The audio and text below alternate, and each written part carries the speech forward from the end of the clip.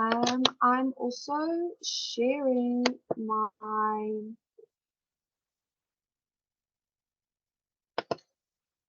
okay, there we go. Are you guys able to see the presentation nicely or not really?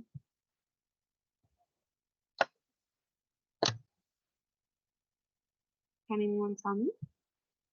Yes, I can see it on my side. Okay, awesome, thank you. So welcome to Psychometry. This is very, very exciting. Just a few ground rules before we go anywhere. If you have any questions, please keep them for the end. And please just ensure your mic is off.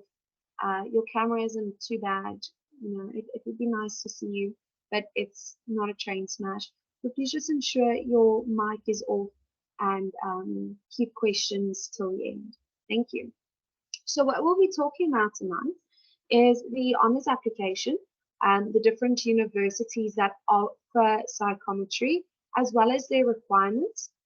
We'll be talking a bit about psychometry, so just information about the field, like expected salary, that sort of thing. And then we have three speakers tonight, very, very exciting. We have Miss Anuschka Lottering, we have Miss Ammarah Ebrahim, and Mr. Cameron Johnson. So Miss Anuschka Lottering will be the professional perspective, and then Ammarah and Cameron is a student perspective. And then at the end, we will give a chance for questions. Okay. So the honours applications, it is offered at the University of Pretoria, and the dates, the opening dates, so it has already opened. Entry requirements 70%, and that's for your first, second, and third year modules, so just the average. You do require RES 320 or the equivalent of that, and that needs to be included in your undergrad degree. But there is a whole bunch of information that you can read through at your own time. Next is the University of Witwatersrand, and the applications open the 1st of June, so almost, yeah, how fast time has flown. And their minimum average to qualify is 65% for third year psychology, and about 100 students will be selected into the course. And then there's the modules offered. The next is the University of Johannesburg, and that's the 1st of July. Program entry requirements, it's 70% and above. For students should have a first degree in psychology as a major or core component. And apparently it's competitive and only takes about 70 to 80 students per year. And then the rest you can just read on your own time. Please note it will be recorded. Well, I hope it's recording at least. And then it will be on our YouTube channel. And then the last one, I believe, is the University of Cape Town, and the application has already opened. And there's just the modules that are offered. Okay, so for financing options, it seems that there are a lot of options to assist you financially should you want to go into it, including the South African College of Applied Psychology bursary. The next one is more for industrial psychology, which I actually believe we are having a meeting about tonight, another event about tonight.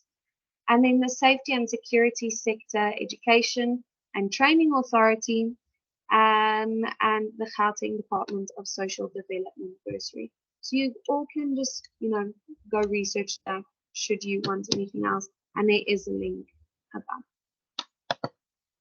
Okay, so the psychometry field is a field of study within psychology, of course, concerned with the theory and technique of measurement. Psychometrists, psychometrics generally refers to specialized fields within psychology and education devoted to testing, measurement, assessment, and related activities. The role of the psychometrist is to make psychological assessments accessible in order to promote the psychological well-being of the diverse South African population. Psychometrists work for local, state, and federal government, agencies, schools, hospitals, private practices, and non-profit organizations.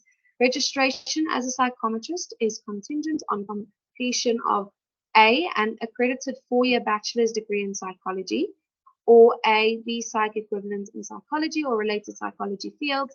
And yeah, there's just a little bit more information. Okay, so the starting salary is 251,000 Rand per year, and a normal week is about 40 hours. Okay, and then as mentioned previously, with regards to the applications, these are the various universities that offer the degree. Okay, so Miss Anuschka Lottering, if you would like to take over and tell us a little bit more, please. Great, thank you. I hope everyone can hear me. Please let me know if you can't. And then I'm just going to share my screen with you. Just go to the right.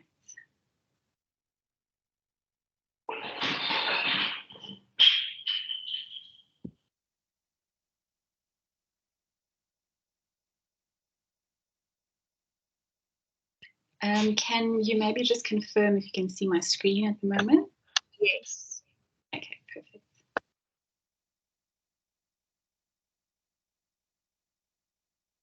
Okay, great. So good evening, everyone. I'm here to talk to you about what psychometrics is and what it's like to work in the field of psychometrics. Yeah, and just a little bit about what it entails and what you can expect in the typical day of a psychometrist. So firstly, what is psychometry? I think for psychology students, you probably have a general idea of what that is already, but you will find if you talk to people who aren't in psychology, they generally don't know exactly what it means. So basically, in short, it's about using psychological tests to assess various areas of human functioning. So that could be cognitive ability, personality, interest, values, integrity, just to name a few areas. And we use insights from these assessments in different fields. So you can use it, for example, if you are doing selection and recruitment for a company to see if a candidate is fit for a specific job position. Another area would be to identify strengths and weaknesses of individuals, and this you can use in personal development settings as well as in work settings where you might want to identify a person's strengths in a specific role and coach them into using those areas of strength. Other areas that I think a lot of people are a bit more familiar with is, for example, in career guidance or subject choice assessments with grade 9 learners. And then also it can help with assisting to make a diagnosis or even identifying therapeutic needs that an individual might have. Okay, so I just wanted to tell you a little bit about my personal journey of how I got to this point of being a psychometrist. So I basically started studying theology at UP, and the reason I decided to do that, I had an interest in doing pastoral counseling or pastoral psychology. So I really wanted to combine theology and psychology, and because there wasn't a BA psychology degree, I decided to rather do theology and take extra psychology subjects with that. But part of my degree was to also study ancient languages like ancient Greek and Hebrew. So that's why I also finished my honors in that. So that was sort of together with the theology. And at that point, I sort of got really interested in academics, and that's why I decided to actually do my master's in theology. But I still had an interest in psychology and actually working with people. And but at that point, I'd stopped taking psychology modules at UP. So what I did at that point is I contacted UNISA and actually found out that I could do modules through them for non-degree purposes, but it would actually enable me to apply for my honours. So while I was doing my master's, I completed 10 psychology modules at UNISA, and this enabled me to be eligible to apply for honours. So after that, I applied for honours, got in for honours in psychology at UP again. And when I finished that, I applied and got in for my practical program in psychometry, and I did this at the University of Johannesburg. So at that point, that was the only institution that I was really aware of that offered this program. And yeah, I was fortunate enough to get in there. And then, so the practical program is a 6-month program, and while you're doing that, you do your practicum. So you can be stationed at different organizations. And for me, I was stationed at Psyche, so that's UJ's Centre for Psychological Services and Career Development. And mainly what Psyche does is, or what I learned when I was there, is firstly career guidance. So if you're a student at UJ, you can get free career guidance from Psyche, go for career assessments and get guidance in that respect. Then Psyche educational assessments. So this is, for example, if a child is struggling in school and they're not sure what the issue is, they would come for an assessment, and you would do cognitive assessments and see how they're doing in different areas of functioning. And at Psyche, they also have intern psychologists. So the psychometrist, the student psychometrist, and intern psychologists work together on the psychoeducational cases, for example. And then another thing that we did is concession. So that's if a student is struggling and they need extra time, for example, when they're writing exams, you would do an assessment to see if they really need extra time or what types of concessions they need. Like extra time would be one, another one would be to have a scribe that writes for them, that sort of thing. Okay. So after I became qualified as a psychometrist, I immediately went into private practice. That was just my personal preference, and the services that I wanted to offer and offer at this stage is mainly career guidance mostly for high school students, but also for adults that want to transition into different careers. Then subject choice assessments, so this is mainly for grade 9 students who need to pick subjects and want to know what subjects are right for them to open up the most doors for them to pursue the careers that they want. And then also personal development. So that would be doing an assessment, sort of seeing what areas of strength you have and developing those. While I was doing this, I also worked in human resources as a people operations manager. And some of that just entailed, administrative work, but also some of it was employee wellness. So again, it was assessing people, identifying their areas of strength and helping them to grow in that, and also helping the team to understand one another better. I do some recruitment, and then recently I've started doing some medico-legal assessments. So in that sphere, you basically assess people who have been in motor vehicle accidents, and you assess them to see, especially if they've had a head injury, to see if their cognitive functioning has been affected by the injury. Okay, so I'm not going to go too much into depth about what's required because this has already been sort of touched on. But basically, as has been mentioned, you do need, to get into a practical program for psychometry, you do need your honours in psychology. And then after you've done your practical program, you have to pass a board exam at the Health Professions Council of South Africa. Once you've done that, you can register as a psychometrist in independent practice, and you can either work at an organization that needs a psychometrist. You'll find that it's often in the human resources field. Otherwise, you can start your own practice, private practice, and do career guidance or whatever you're interested in. So to be accepted into specifically UJ's practical program, I'm talking about UJ specifically just because that was my experience. You had to have your honours, a minimum average of 65%. You had to have passed your psychological assessment module at postgrad level. And then you go through a selection process. So you give in your application, and then if you're invited, you come for psychometric assessments, as well as an interview with a panel of psychometrists who actually work at Psyche. Okay, so what the program entails, it's a 6-month program, and they have, this is again specifically at UJ, they basically have 2 intakes, so either from January to June or from July to December. and it is full-time. So it is sort of like having a full-time job, but unfortunately, in most cases, it is unpaid. You do get some people who are stationed at banks or organizations like that that have some payment for the internship, but a lot of the time it is unpaid. And then the 6-month practicum has to be uninterrupted for you to be able to register as a psychometrist. And the program has a theoretical component. You have class at UJ, and at the end of the 6 months, you have to write a formal examination. And then the biggest part of it is the practical component. So it amounts to 720 hours. So you register as a student psychometrist to be able to do this, and then you complete your practical experience at the organization where you're stationed. And then another part of it is having supervision from a professional in the field. Okay, so coming to a day in the life of a psychometrist, this might vary depending on the setting where you work. So whether you're in a corporate setting or working at a school or in private practice, your day or your day-to-day might look a little bit different. But this is an example of how a typical day for me would look like. So if I'm doing career guidance and subject choice assessments, I usually start early in the mornings because the student or the client needs to be fresh while you're assessing them. So I start with an intake interview, usually takes around an hour. After that, I start with the assessment process.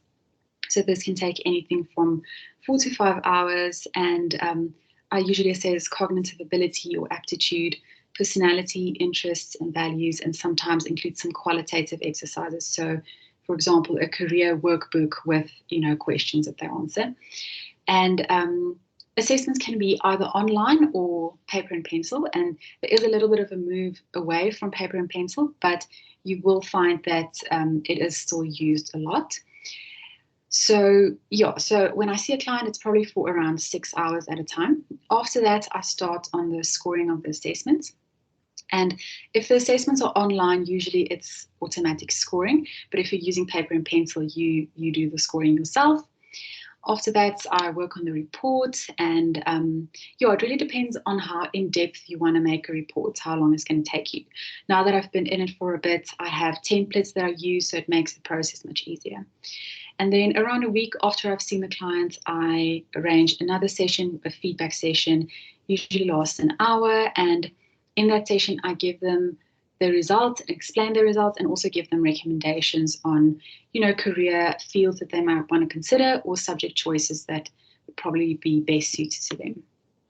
In terms of personal development or team development, for this, it's usually an online assessment. So I would send a link to a client, they complete an assessment, and then after that, I see them for a debrief on the results. So this typically lasts an hour to 1.5 hours.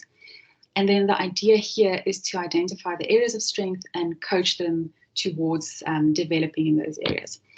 This can also be used in group settings. So if you're in an organization, you might assess all of the employees, do personal coaching with them, but also bring them together to help them understand one another better. Then the medico-legal work, here you want to be aware of the scope of a psychometrist. So there are certain assessments that psychometrists don't use, but only psychologists use. So these will be like projective assessments as well as emotional type assessments. But here, if someone comes in for an assessment, you do a clinical interview. So the clinical interview entails asking them details about the accident, injuries they've sustained in the accident, and how the accident has affected them. And this, again, it really depends on the client, but this can last anything from an hour to 1.5 hours. After that, if they have had a head injury, you would do an assessment to see if their cognitive functioning has been affected by the accident. Then you also write a report. And in this case, because it's medico-legal work, there won't be feedback to the client. Then finally, for selection and recruitment, usually this entails, well, for me at least, I do CV screening. Then I usually do telephonic interviews with prospective candidates. And then if I do assess, I would arrange assessments and usually send a link to them. They would complete the assessments, I get the results, and then I do feedback to the client. So in this case, the client would be the company that's wanting to hire in a certain position. So you will do feedback for them. But if the person being assessed wants feedback, they are always entitled to receiving feedback. So you will arrange a feedback session with them. Okay, and just sort of to tell you what I really love about it and what I don't like so much about it. What I really like is the fact that I can offer people insights into their own functioning. So I really like the idea of empowering people to grow in the areas of strength, and using an assessment gives them like a starting point to know, where they can focus on. I also love that you can use psychometry in different fields. You can work in career guidance settings, you can work in schools, you can work in corporate settings. So I like that you have those options. For me, also, being in private practice, I really enjoy having flexibility. So that's a big plus for me. Also, just it's very interesting to me using assessments because I've always had an interest in human functioning and still do. So I always find it interesting that these assessments can give us these insights into people.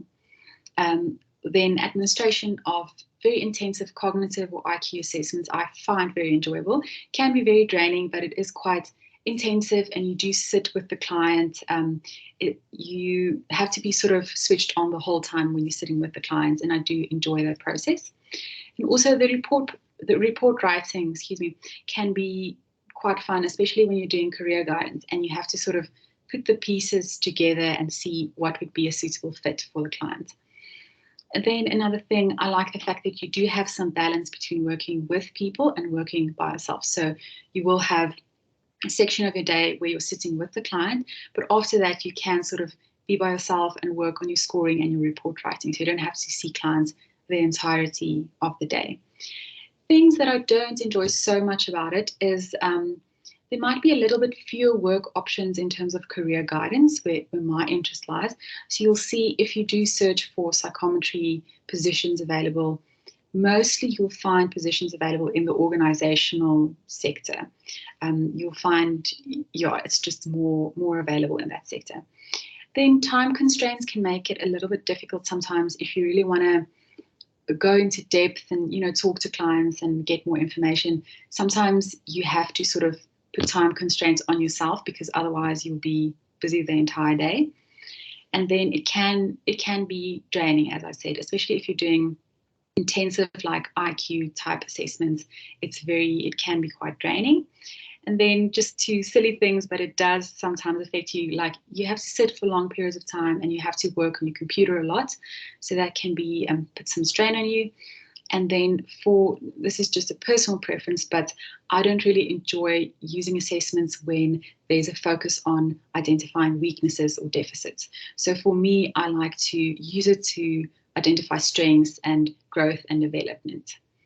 But like I said, that's just a personal preference for me. Then if I had to give you any tips or advice, in terms of your practicum, I really say throw yourself into the experience. When you are doing your practicum, the organization where you are will have to expose you to certain things. So you will get the exposure that you need. But when you do have time that you maybe not seeing a client or not working on a report, I would say use that time to learn about other assessments that you maybe don't use. Just try and learn as much as you can in that time. Also, especially when you're having classes. So you will have your practicum at different places, but when you're having classes together, you will be in contact with students who do their practicum at different settings. So I would say it's really helpful to learn from them how things work in their settings. Once you understand the basics of psychometrics and the processes and so forth, it's the same processes that you would use, but it really helps to know how people in different settings approach it.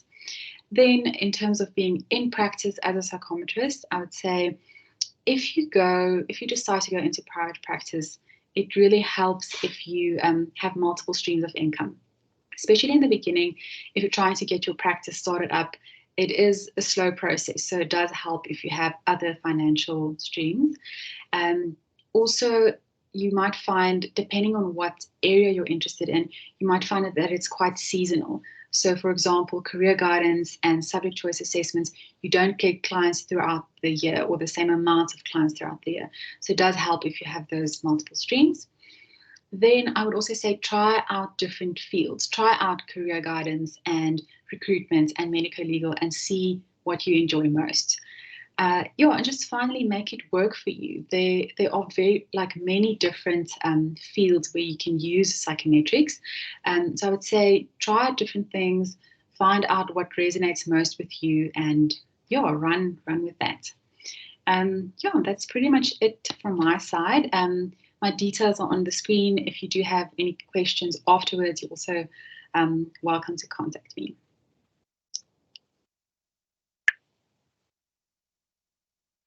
That's awesome. Thank you so much. I mean, I personally have learned so much. So thank you for that. I just want to hand over to Ammarah, if you would please join. Good evening, everyone. I hope everyone is well. I just want to share my screen quickly and then we can get right into it. You can just let me know if you can see it. Is everyone able to see my screen? Yes, thank you. Perfect.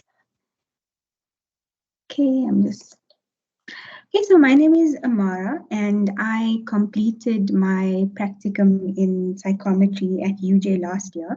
I ended off at the end of June, so I was in the first semester intake. And yeah, basically I'm going to be taking you through, everyone through some theoretical and mostly the practical paradigm of psychometry. My presentation is essentially just a reiteration of what Ms. Smith and Ms. Lottering has already covered or outlined. So my apologies for any repetition. I do have a short video during the presentation, if that's okay with you, Ms. Smith. Is that fine? Please, by all means, I'm looking forward to it. Perfect. Okay, so without further ado, let's get into it. So what or who is a psychometrist? So essentially, a psychometrist is registered with the Health Professionals Council of South Africa, the HPCSA. And like Ms. Smith said, they hold a minimum of a bachelor and honors degree in psychology. In addition to this, they've also completed a 720-hour or a 6-month uninterrupted B-Psych equivalent program, which takes the form of a full-time internship or 6-month internship or practicum. Just a little bit about myself before we carry on. I was based at PsyCAD, so there's a lot of things that Ms. Anuschka mentioned that I can relate to. It was a very good experience, and we basically just threw ourselves into it and got a lot of exposure in terms of what to expect, how to interact with clients, how to build a rapport, and the intake interview process and so on. Okay, so where is psychometry used? It's used for recruitment and selection, performance evaluations, employee engagement, employee training and development as well. I see that it is used a lot for your team building and corporate coaching. I've seen it at the likes of Auto in General and Hollard and so on. Career guidance, high potential identification, and succession planning as well. For me, throughout the journey, what I've learned, basically what I took from it was that it's not about helping the clients, but it's about them finding their potential and what motivates them in terms of the career counseling world, because I was based at PsyCAD, so that was mainly what we did. Okay, and then I've got a short video. Apologies for the quality. It is coming from YouTube, so it should adjust.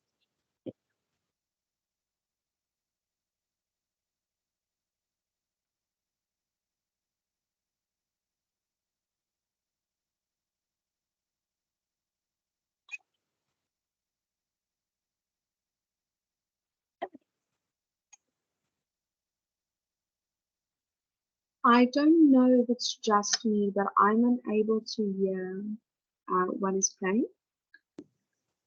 Sorry about that. Let me just see if I can adjust that.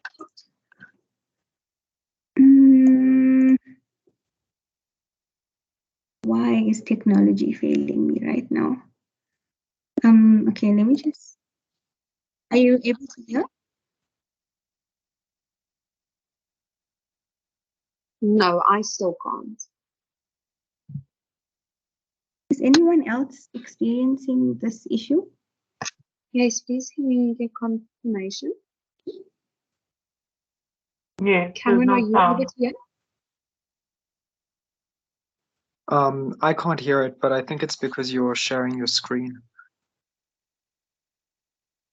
I did switch to my microphone for it.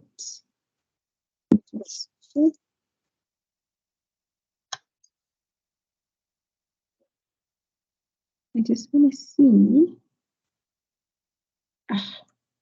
Well, I mean, I apologize. I'm really suck at technology, so I can't even be of guidance. But otherwise, we can maybe just put on the subtitles.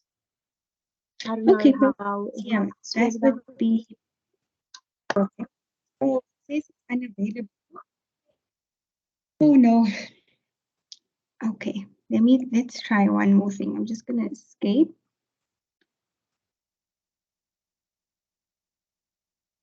Okay, let's see if we can watch it on YouTube directly.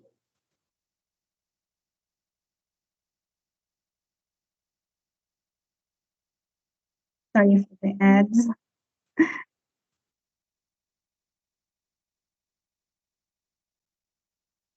Is everyone able to hear now?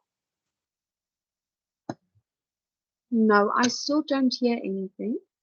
Oh, no. But I see your volume is very low on your screen for the YouTube. So maybe if you put that up. Is that better? No, maybe we should just do subtitles. It says, sorry, it says that it's unavailable. So, but basically everything is just, it is typed out, as it's going along. So maybe I can just do some explaining while the video is going on. Yes, by all means. I think what you could also do is maybe just copy the video link and then put it in the conversation in the chat box. That way people can also go check it at when they get a chance. I think that would actually be better. Apologies for the technical issues. Please don't worry. It's what we have to deal with. We actually experienced a lot of that during the practicum that we did, because for the first half, well, from Jan until mid-April, we were doing everything online. So there were often times where we need to meet at, say, for example, 8, but then there were so many technical difficulties, so we just had to adapt to the situation. So, yes, I'm sure everyone is able to relate to that the last few years. I mean, with lectures and meetings, and by all means. Thank you. Maybe this could be, part of the whole thing of what it's like, Definitely. So let's just take this as part of my presentation and we can move on. Okay, so basically studying towards a degree in psychometry, or towards this Psyche equivalent, gives you a better understanding and also broadens your horizons on psychometric assessments within the South African context, especially. I feel like it is important because we are living in a very diverse country and we've got lots of cultures and religions and so on. So it is important to understand psychological assessment from a South African point of view and within the South African context. Sorry. Don't play again. Okay. So just a day in the life of a student psychometrist. After you do your intake interview and you've gotten your intake packs from the students, now I'm talking from a career counseling point of view, you basically just have to put together a kind of script for yourself as well to better understand the client. So look at the reason for referral, the current situation, relevant studies, their interests, career directions, and how they and others view or perceive them. And it just basically funnels into what assessments you would then use. So whether you're going to be using your cognitive assessments, whether you're going to be doing a whole battery of assessments as well. So you look at your cognitive interests, study habits, your values and motives assessments, and your personality assessments as well. Because oftentimes when someone asks you, tell me a bit about yourself, I feel like that always, stumps me. I don't know if anyone else can relate to that.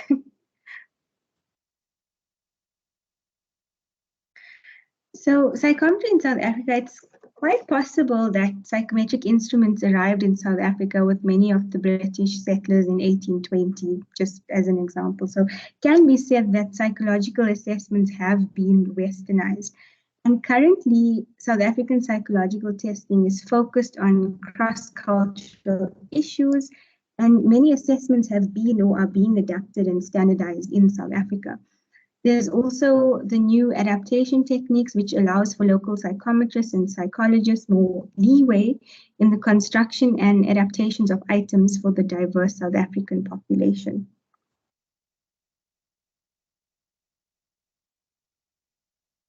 So where can you pursue a degree in psychometry or move towards your B-Psych equivalent in psychometry? So they offer it at the Nelson Mandela University in Port Elizabeth, Stellenbosch University, and the University of Johannesburg.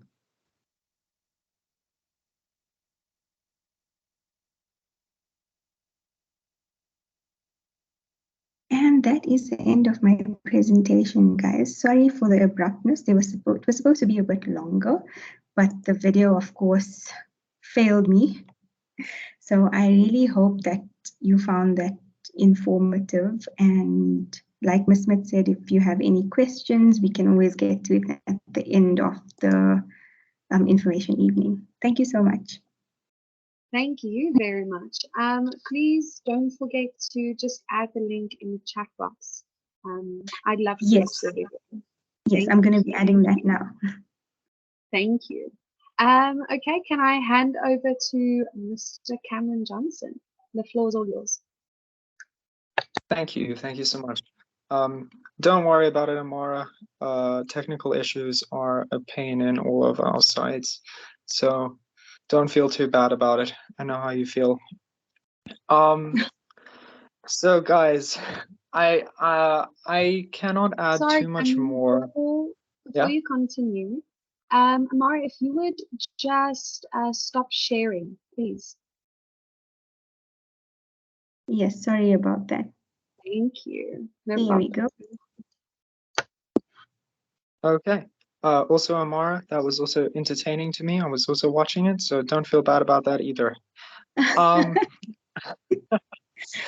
So I wanted to say, so I'm here to talk about what it's like to be in honors. If any of you were at the last meeting, essentially I will be doing what my peer Kayla did and just kind of summarizing as much as I can. I can't speak too much about psychometry, as interested as in it as I am. I don't feel like I have really information to talk about that, so I'm just going to try to give you an insight into what life is like as an honors student instead. So essentially, what I told people in the last discussion was that they need to try to shore up their essay writing, and there's a really, really good reason for that, and I'm going to bring it up again here. And that's because we write a lot of essays, guys. I think this semester I wrote 5 essays already. I have another one due. I have another one due at the end of May. Then what is, I think, the most important thing is when you are applying for masters, you also have to write an essay. So essay writing to me is an extremely important thing that is actually really neglected in psychology undergrad. And I think that's a very big shame, especially for people during lockdown. We didn't really have an opportunity to learn how to write. Now, I was lucky enough, like I said last time, for those of you that were there, I was lucky enough to have an essay writing module up until my 3rd year, but I know that a lot of people aren't. So what I would suggest for you guys is to try to focus on it.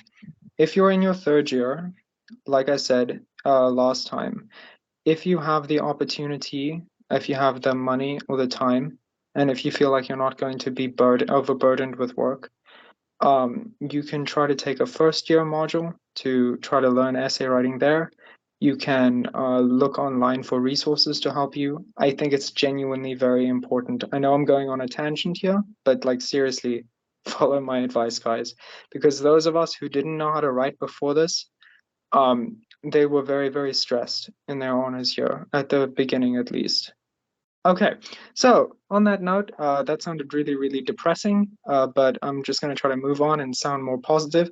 It's actually really, really nice. Your lecturers tend to care about you a lot, and you tend to get on a first name basis with them, so that's really great.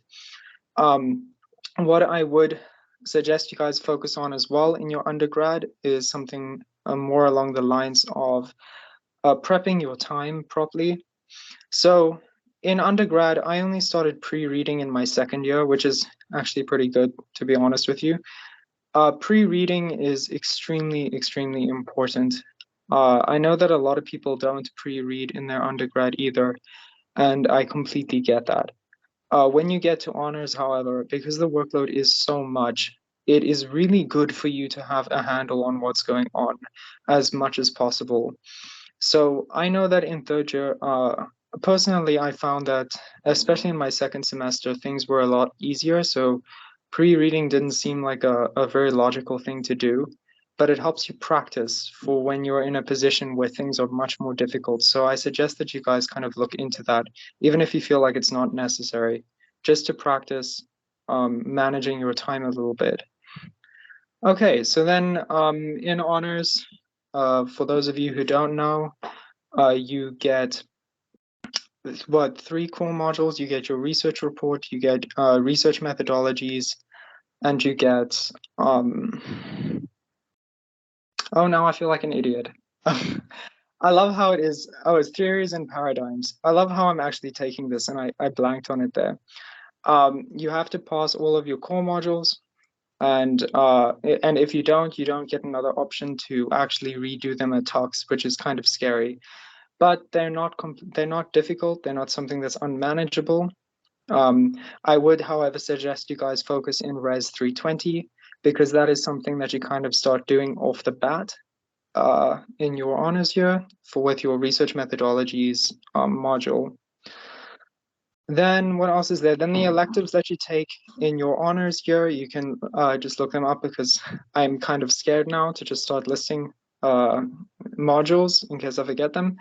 But those will not strictly determine what you can take in masters, which is really important for you to know. So for example, if you don't take psychopathology, that doesn't mean that you can't get into clinical psychology. All of that stuff is covered in the master's course. The honors stuff is for extra information, essentially. So for example, I want to go into counseling psychology, and community psychology is a big part of that, but I don't need to take that in my 2nd semester because I am doing an entire module on it in my master's year, if I get in, you know what I mean. All right, so just keep that in mind. Don't feel too pressured about the modules that you take in your honors year, just because it's not going to determine where you can go. As far as I know, however, I think with neuropsychology, that might be an important module if you want to take it at UCT at master's level. So just look into that. For everything else, choose based on what you're interested in. If you read something about it and you think you're interested in this thing, just decide to take it like that. Don't put too much pressure on yourself. So master's applications do start quite early on in the year. They've already started for us and they end at the end of May. So it is somewhat important to kind of know where you want to go. But at the same time, like I said in the last discussion, you don't have to like feel too pressured, especially in your undergrad, to know exactly where you're going. Masters is an extremely important step in your life, but it's not the only step in your life. And like I said in the past, if you're going to make a decision, you're going to make a decision. It's not going to be a good one. It's not going to be a bad one. It's just going to be a decision, and there's going to be an outcome.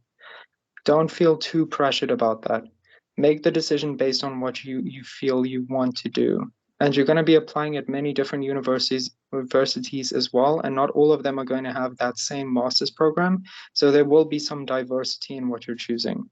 But yes, I can't tell you not to stress about it necessarily, because you're going to. But what I want you to kind of take away from this is that you'll be okay regardless of what decision you make.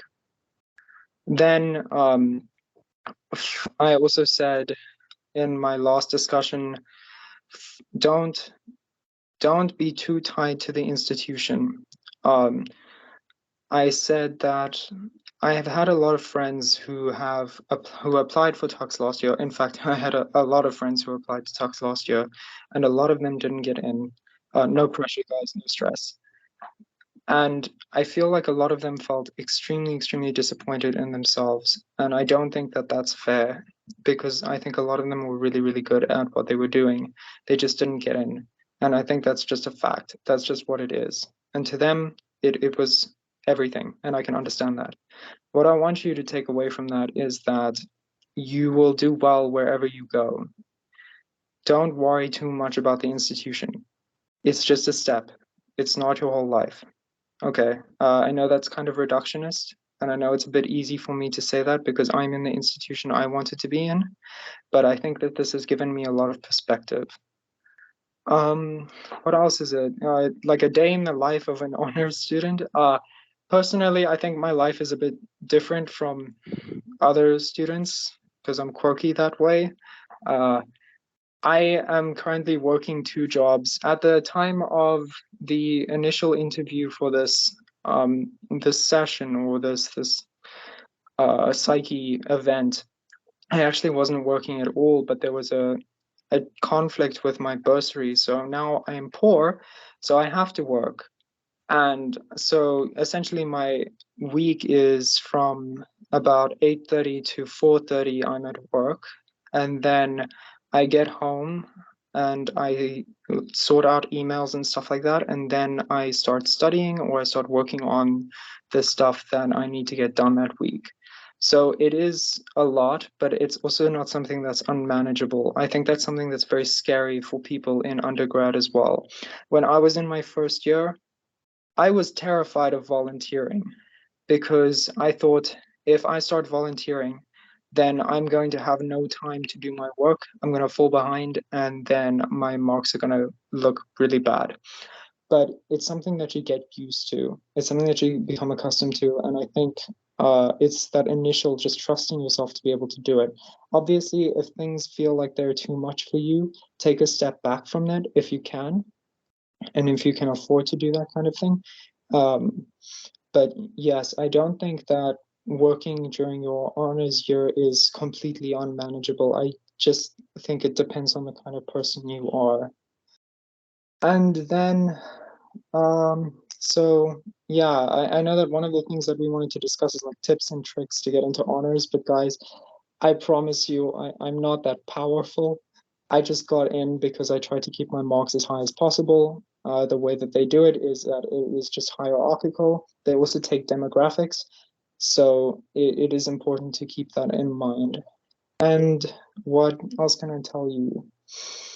I can just, I feel like I've kind of covered everything as directly as possible. And I know that we've just hit the mark for our time. So I don't want to go over, and I don't want to keep you guys here. At the same time, I can't really think of too much on the top of my head to kind of tell you guys. If you guys have any questions, you can just let me know. But yeah, I think that's just me, Cheyenne. Thank you so much, Cameron. Very informative. And thank you to our speakers. I loved having the different perspectives especially the different stages into reaching that goal. I'd like to open the floor up to our listeners, our guests. If you guys have any questions, please fire away. Yes, Mara. I just wanted to ask, I think your chat function is disabled because there's no chat function at the top. Thank you for letting me know. If you guys have a question, you're more than welcome to raise your hand, switch on your mic, put it in the chat box if I figure this out. Please. Hello. Hi. I'm Zara, guys. I'd like some advice or any tips that you would give. I'm doing my I'm new in the humanities faculty. I did my first degree with the BSc in the university, human genetics, and so now I'm doing the humanities special program. So essentially, I'm taking all the psychology modules this year. So I'm doing all of my undergrad this year, and then hopefully jumping into honors. For the honors students, what would you advise, or even if it's not honors students, what would you advise? Because I didn't have that slow progression of first year, second year, third year. I'm sort of like doing everything right now. So what advice would you give in terms of taking in the content and being, what's the word, competent enough for honors? I don't know if I'm making any sense. No, you're making a lot of sense. So first of all, congrats to you for taking, 9 modules at once, and then also the research module. So good for you. Couldn't be me right now.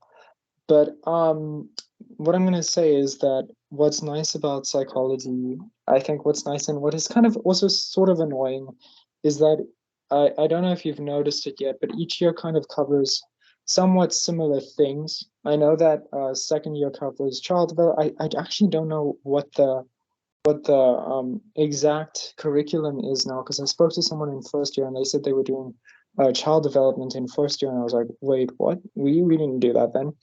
But what is nice is that these topics tend to overlap quite a bit. I think you'll notice.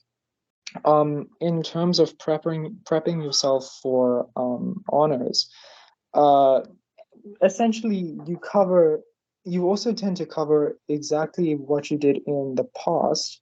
You just tend to do it with more definition.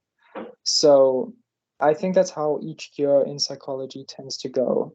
For example, like you cover behaviorism and stuff like that in first year, but you don't go into detail.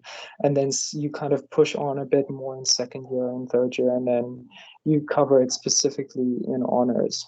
So I don't think you should stress too much about taking in the content and being prepped for honors, as long as you understand it all, if you understand where I'm coming from. Yeah, I do. Thank you, Cameron. Okay, thank you. And yes, I take my hat off to you. 9 modules. My goodness. We also have a question in the chat box from Ms. Gemma. I hope I pronounced your surname correctly. Cameron, I do think that it's maybe directed to you, but I believe Mara and Ms. Lottering could answer. For those of you that don't know maybe how to get in the chat box, so if you hover your mouse over the screen, a box at the bottom will pop up, and there you will see there's a like conversation icon. So if you just click on there, so the ending the call is at the end, then it's your 2 little people, and then it's a conversation. If anyone didn't know. But Cameron or Ammarah or Miss Lottering, you guys are more than welcome to answer. Hi, I'm unable to see the chats. I see the little box, but when I'm on it, it just says that chat in channel meetings is only available to team members. So I can't really see the. Oh. Okay, well, let me read the question then to you. Sorry about that. So she says, hi, so with psychometry, you need to have your honors before you apply. With regards to essay writing, how many words can you say you write for each essay? Is it true that if you, okay, well, maybe let's answer a question at a time. So with psychometry, yes, you do need your honors before you apply, if I understand correctly. So for instance, at UP, you apply for honors in psychology, and in the modules you take, Cameron, maybe you can elaborate a bit more? Okay, so I will, don't worry about that. So Thanks. yes, you have to get your honors before you can apply for psychometry. But as far as I understand, the modules that you take for your honors won't affect whether or not you can do psychometry. Psychometry is not a module, also, just to specify, in Tux's honors degree. And then can I answer the rest of the questions while I'm here? Is that good? Also, if you hear laughing, I'm at res, so Sorry, it's just guys, can people I are just laughing. jump in here quickly? I just want to mention something on that question, if you don't mind. Oh, that's perfect. So for the requirements for UJ, and they actually mentioned that you do need to have psychological assessment as a module. So when I was doing my honors at UP, we still had that as a module, psychological assessment. So I think as far as I know, you do actually need that as a subject, but you can apply for psychometry while you're busy in your honors here, but you do actually need that as a subject. I'm so glad you're here. I'm so sorry, guys. Listen, I'm gonna just blame it on me being tired. Is it okay if I continue, Cheyenne? Do you have anything you want to say? Okay. So, with regards to essay writing, how many words can you say you write for each essay? So it really depends on what you're doing. But they don't tend to specify word count. I know with my health psychology essay that I have to submit, I have a maximum of 3,500 words, which isn't too much. But for the psychopathology essay that we just wrote, it was a 10-page maximum. And with APA or APA style, it depends really how you wanted to do it, because you could do it 1.5 spacing or 2-point spacing, but it could be up to 4,000 words for that essay. And then for my other assignment for psychopathology, I wrote about another 4,000 words, which was the 3 essays in total, 4 or 5,000 words. So that was about as much as I've written so far.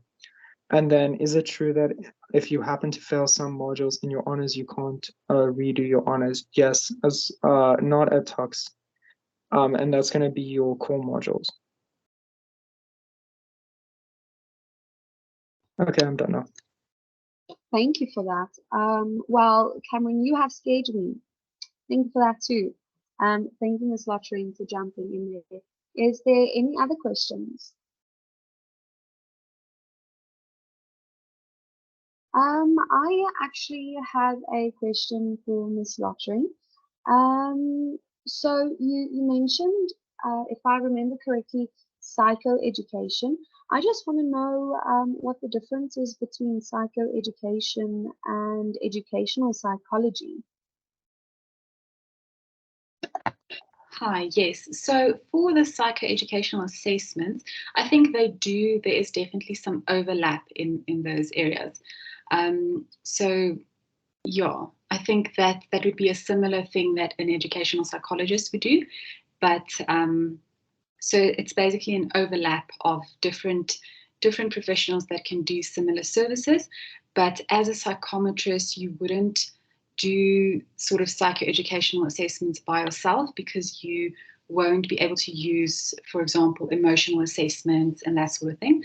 So that's why at PsyCAT it works well, because you are working with intern psychologists, whereas an educational psychologist would be able to do all of the assessments themselves. Yeah, I hope that answers your question.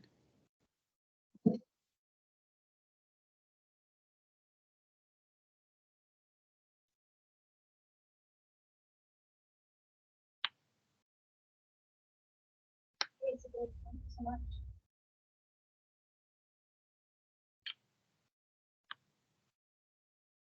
I apologize. My laptop just died. But yes, that does answer my question. Thank you very much. Is there anyone else?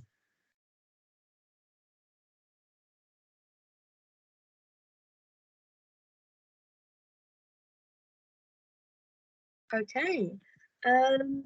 Well, I know Ms. Lottering did give her email address. So I assume you guys are more than welcome to email her if you have any questions. Is that okay with you, Ms. Lottering? Yes, you're very welcome to either give me a call or send me an email.